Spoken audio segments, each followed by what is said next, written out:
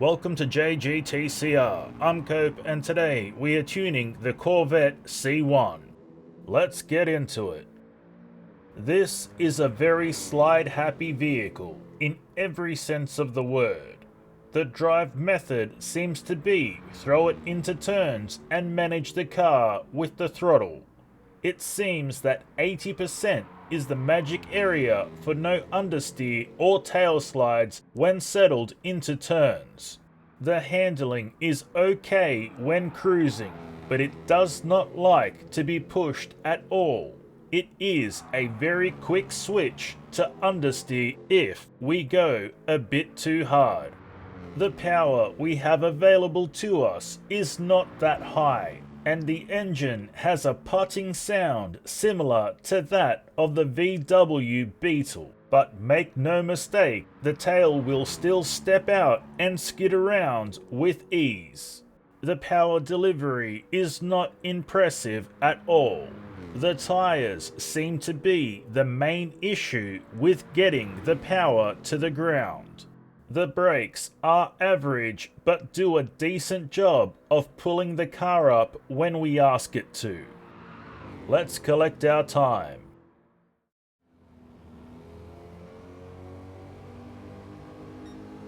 (8 minutes 33.7 seconds).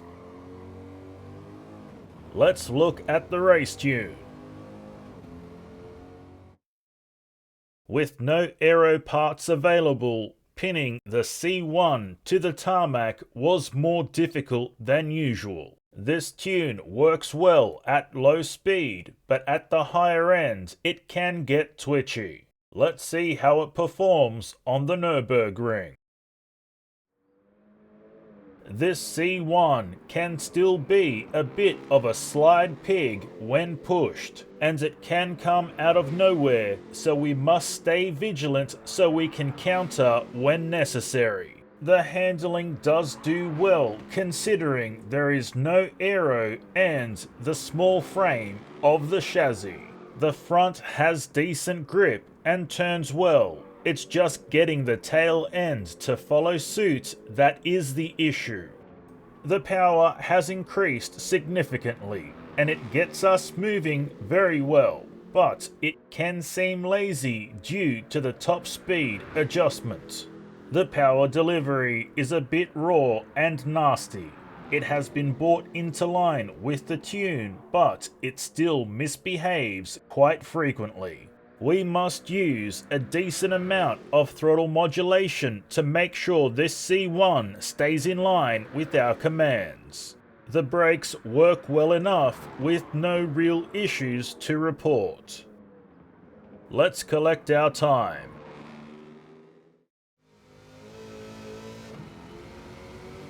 (6 minutes 35 seconds flat). Moving on to the drift tune. Once again, the lack of aero does bite us in the butt when it comes to tuning for drift. However, it is not as detrimental to the final product as the race tune. The tail end was far too slide happy, so we adjusted ballast to 110 kilos and moved it to a position of 29 over the rear wheels. We also used body height adjustment lower at the rear than the front, giving us a squatting stance. Let's drift Suzuka. There were some reservations going into the drift setup without aero and considering how moody this car was to race tune, but it did well in the drift setup. The handling is reasonable even without the front end aero to help with grip. The nose steers the car well, albeit a touch floaty McFloat face. The power we have available is enough to drift, but it does feel borderline not enough to get the job done. But if we keep the RPM high and don't let it bog down, all is well in Scranton. The power delivery is solid as long as we stay in power band. There is enough throttle play for adjustment to our drift. But don't be caught sleeping on the throttle or its grip nation. Overall, the C1 is a bit of an unorthodox drift car, but it performs well enough to have a bit of fun in. Let's do an engine swap.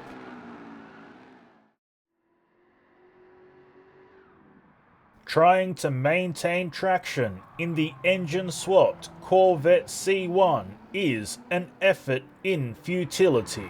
The tail end is always lighting up and skidding around. This is a challenging drive no matter how we slice it.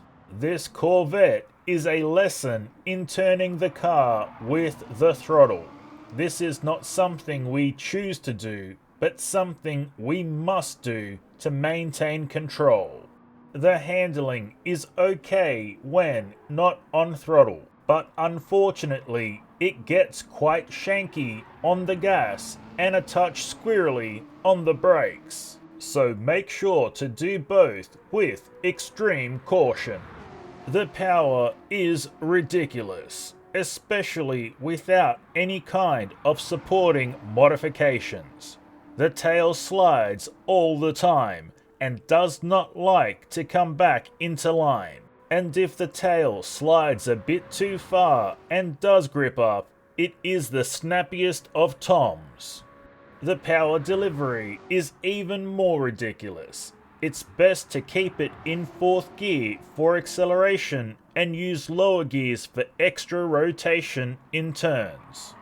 The brakes do slow us down, but as previously mentioned, it does get quite squirrely. Let's collect our time.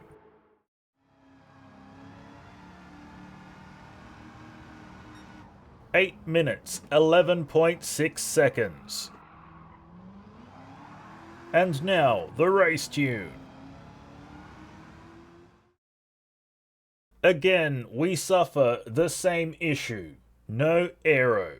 So while the tune does a reasonable job at low speed, when it comes to high speed, it is extremely twitchy. The engine-swapped C1 had issues with both over and understeer.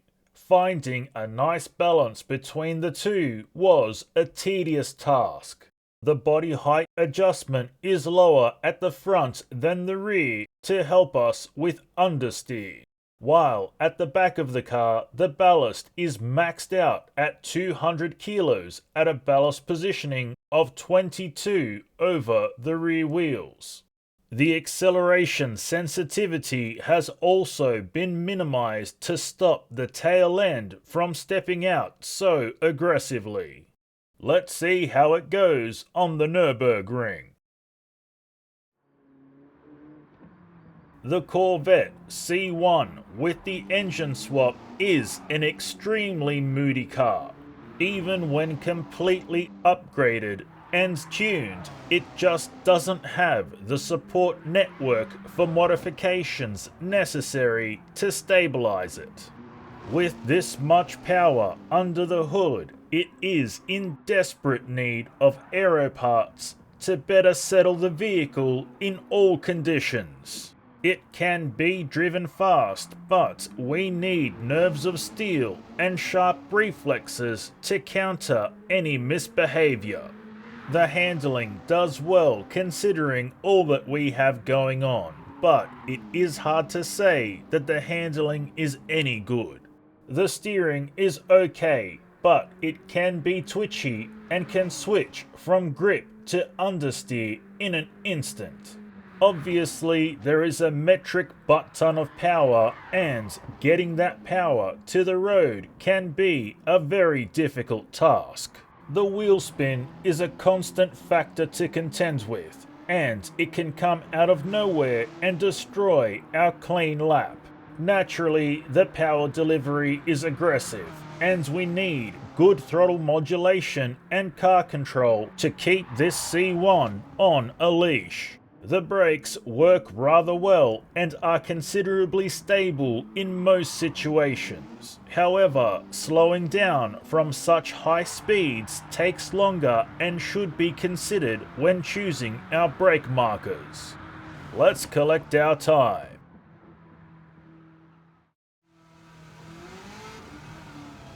Six minutes, 29 seconds flat. Moving on to the drift tune. We did not want to disturb the balance of the C1 with the engine swap.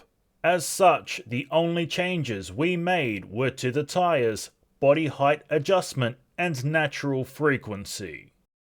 Let's drift Suzuka. The Corvette C1 has gone from underpowered with the factory engine to overpowered with the engine swap. It just can't seem to find a happy medium. The handling is okay as long as we don't abuse the throttle. The steering works well enough, but it does have a floating sensation due to the lack of aero and the additional weight at the rear, which unfortunately is a necessary evil. The power underfoot is massive, and we really do need to use some self-control if we want to manage this car during a drift. The power delivery is hyper-aggressive, but it can be managed with good throttle modulation. There is a very high danger of spinning up the rear wheels too much. This makes turning inputs delayed and can cause the tail to whip out violently. So be reasonable on throttle and don't rev up too much in higher gears. And that's all we have for you today, so until next time, keep racing!